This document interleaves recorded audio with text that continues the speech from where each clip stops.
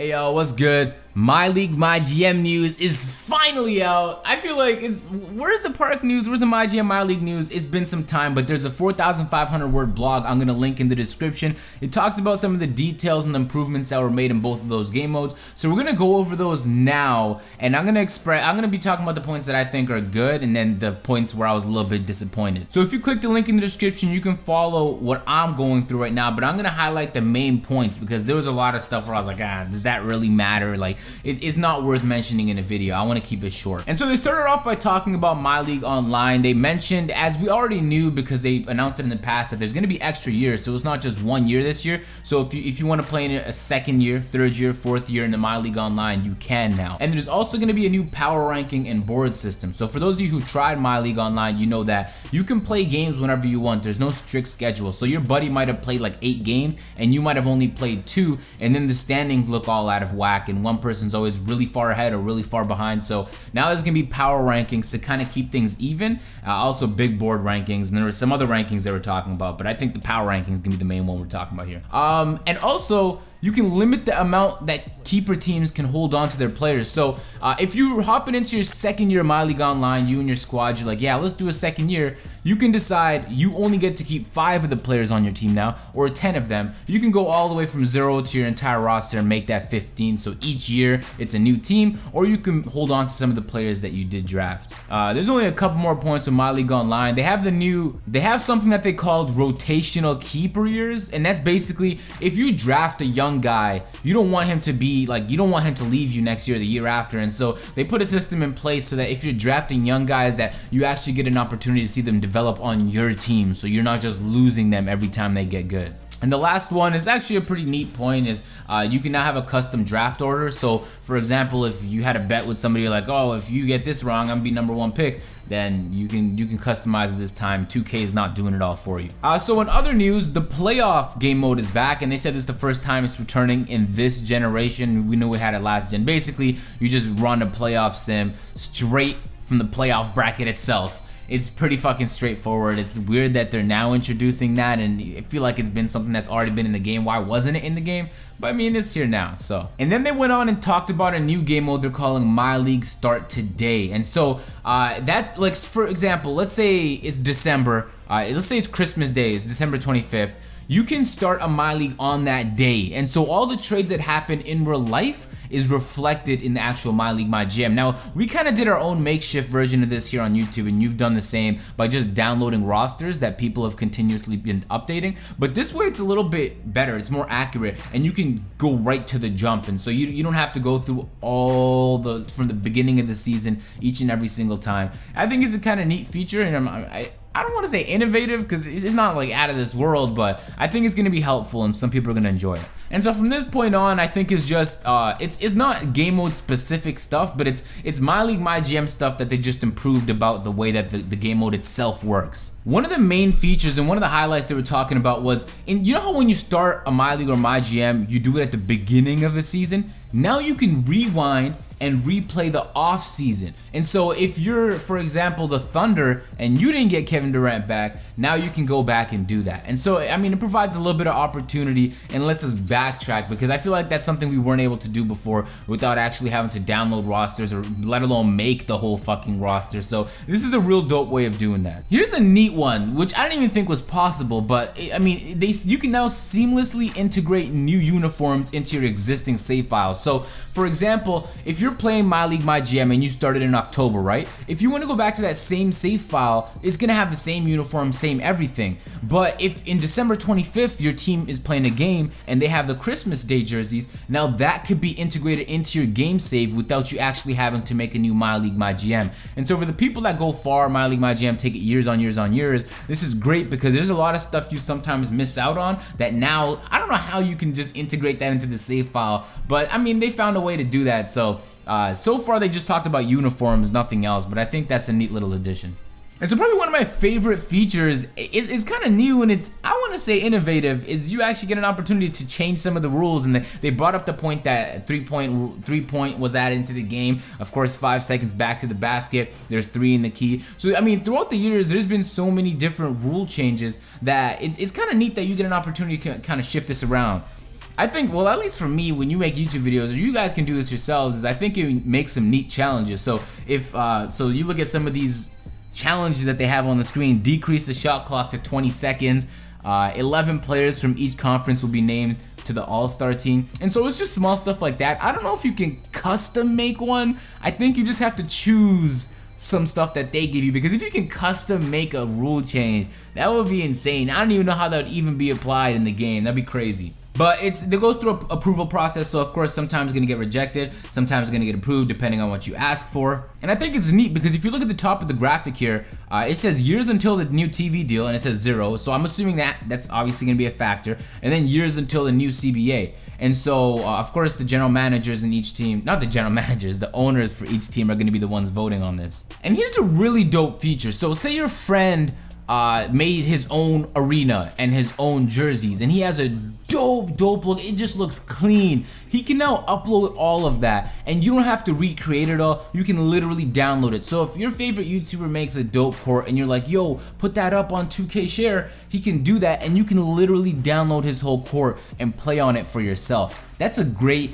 easy. It just makes life a little bit easier, and it's these features that I think it's like you didn't have to do it, but it was well appreciated. And here's where it starts to get at least mildly exciting for me, because it's been a while we've been asking for pick protections. They finally added that into the game. So I mean, it's not just you're trading first round picks or second round picks anymore. It's gonna be a little bit more complicated. You can trade for a first or second round pick, but if the deal's not working out, you can be like, how about I'll take your first pick, but it's top 7 protected. And so I mean, you guys know how protected picks work. I think that's a dope addition that should have already been in the game, but I'm glad they actually brought it back now. And pick swaps is the next one, which is you know, next to pick protections. It should have been in there. I was pretty frustrated it wasn't in last year's game, but it's finally in now. Next thing's a neat little feature called advanced rotation. So you know how in the past you used to like, okay, Derek Favors gets 33 minutes and then Rodney Hood will get 22 minutes and then they just play on whatever rotation the coach decides. Now you can actually decide minute by minute who plays with who on which lineup. So you never have a lineup going too big or too small, and they play exactly the way you want them to. It gives you like complete control to be able to choose the specific people I want on each rotation at specific times. Is so helpful. I think they should really be adding this into my team. Literally every game mode should have this kind of advanced rotations, because this is incredibly helpful for people who manually rotate. They talked about jersey retirements in the past, but now you have the ability to retire jerseys in Myleague, Mygm. And here's a big one. Now you guys have all been through it. You're at the you're in the free agency, right? And then you're like, oh, I only need to make 2 million room, and then I can get this guy. Nope. You can make a trade, because there was no trade screen at the time. And so apparently they were talking in the article about how it was pretty difficult to implement this, but now you can at any point in the off season make a trade. So if you need to create room or you have extra room and you want to use it, you can now do that. And that's so fucking beautiful. The amount of time I was like a million away from getting LeBron what he wanted is like, ah, man. So I mean, it makes life a little bit easier for you, and it's like less restrictions. It's beautiful, and they have a whole system now where because depending on whether or not you have bird rights or how much years you have left on your contract, all of that comes into play to how much different players are valued in the off season. So it's going to be a little bit different than in the regular season, and you know, you might get half a star extra or half a star less depending on what kind of player you are, what kind of contract you're on, or the context of the situation. For those of you who like to make rosters, they're pretty vague about how it's improved, but apparently there's a new toggle edit button, so you don't have to click edit player and then go into the vitals, and then apparently it's gonna be an easier process this year. They didn't show any screenshots or any kind of justification, but they just said it'd be easier. They said it'd be infinitely easier. Those are the words they use, so I'm hoping it is, because that'll make life a lot easier.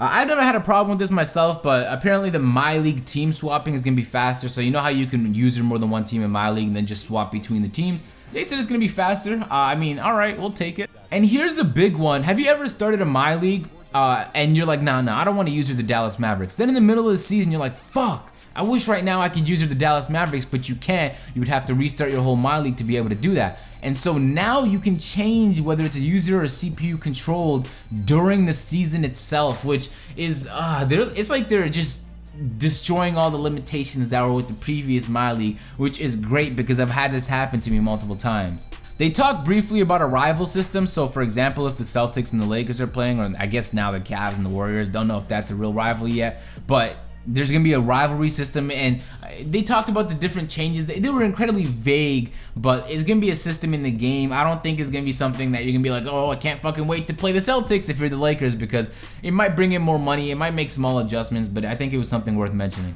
They also talked about like improved stat tracking. They said they're gonna record the top 100 all-time leaders for 21 different statistical categories. And here is probably the biggest one. I think we've all dealt with it at some point, is you chose the wrong fucking draft class on year 2 or year 3 your Myleague MyGM. I've had it happen to me in my leagues that I've uploaded, and I was on stream and I clicked the wrong one. I was like, fuck, I can't go back. So now you can change your draft class in the middle of the league. They said you can edit it or change it. I was like, oh my, this should have already been in the game, because we've all dealt with choosing the wrong draft class. This is, I smile when they talked about this one, because I knew, I was like, I can't mess it up now, because I can edit it in the middle of the season if I need to. They talked briefly about how there's gonna be improved trade rumors in the social media, or sometimes when, like, if you have let's say I'm Kyle Lowry, let's say we're the Raptors, right, and Kyle Lowry's starting point guard. If I'm trading Corey Joseph, then the social media will be like, oh wow, they're trading at that point guard position. I'm like, what are you talking about? It has nothing to do with Kyle Lowry. Don't put his name in the tweet. It had nothing to do with that. They have a new veterans minimum added into the game. So it's the small technicalities like the pick protections, the pick swaps, and the veterans minimums that I was really looking forward to. So now that's added into the game. They also added in the roles rule. It's more of like a seniority rule. So the longer you're in the league, the more money you should be able to make. I think the number that they put in this exact one, I'm pretty sure it's reflective of what the CBA is in real life. Is the roles rules, if you're in the league for 5 years after your rookie contract, you can make 30% of your team's salary cap. So there's more tiers to it, which I'm a little disappointed they didn't mention in this. I'm assuming they didn't add because they didn't mention it. Because if you're 7 or 8 years pro, and then again at 10 years pro, you're able to make more and more money the longer you're in the league. So it's really like a seniority. If you're a veteran, your max is gonna be a lot higher. So if you're LeBron, your max can be higher in year 10 than it's gonna be in year 5. And I wish they added it all the way up to year 10, but at least they added that Rose rule. I don't know if there was any complications with it in the past. I've had a few, but they talked about how they changed the team standings to reflect the NBA's latest rules and tiebreakers. So you know how the NBA removed divisional tiebreakers and all that after Portland was really high seeded like a couple years ago. So I mean, now the standings reflects all that. I don't think anybody was really tripping over that though. Okay, and so for me at least, this is where it got a little bit disappointing, because they were talking about dead money. They were talking about waves and buyouts. So if you don't want Joe Johnson on your team anymore, you can cut that guy, waive him, and another team can pick him up, whatever. So while they were talking about this, first of all, I was wondering, I never cut anybody in 2K to ever find out, but wasn't this already in the game? I don't know why they mentioned it. I'm assuming it wasn't already in the game. Like, if you cut a player, it should already count on your cap. I thought that was a thing, but I've never tried it myself, because I don't want a player I'm paying for that's not on my team. Like, I might as well keep him or try and trade him away. And in 2K, it's pretty easy to trade away terrible contracts, unlike real life. Like, Joe Johnson would have been an impossible contract to move with the Nets for a very long time until his contract year. But in 2K, you probably could have moved that bitch in like 2 seconds. So I got disappointed because they were talking about dead money, but they didn't talk about any sort of stretch provision or anything like that. Not at all. They didn't talk about restructuring contracts. We know in the NBA recently Harden got his, I think Westbrook as well, 2 players that got their contracts restructured. That wasn't implemented into the game. I was like, man, it would have been nice to have that. And also the stretch provision, an example would be Josh Smith. I think he got hit on the Pistons. So basically you cut the player. It's basically like waiving him. You're like, get off our team. We don't want you here. But you don't have to pay for it all that year. You can spread the amount that you have to pay Josh Smith over the course of like 4 or 5 years or something like that. And so when they're talking about dead money, I was like, yo, they might bring in that stretch provision. And that's what I was really hoping for, but they didn't. And it's these small technicalities that I know they're gonna bring in next year, and we're gonna be like, wow, the stretch provisions in the game. But it's like, it should have already been in the game. Like, that's what I'm talking about with pick protections and pick swaps. Like, why is that new stuff? Because now I'm a little disappointed. I mean, I know I'm being all nitpicky, but if you pick a team that signed a player for a terrible contract, for example, if you pick the Grizzlies, they have some pretty hefty contracts down there, and you wanted to cut one of those players.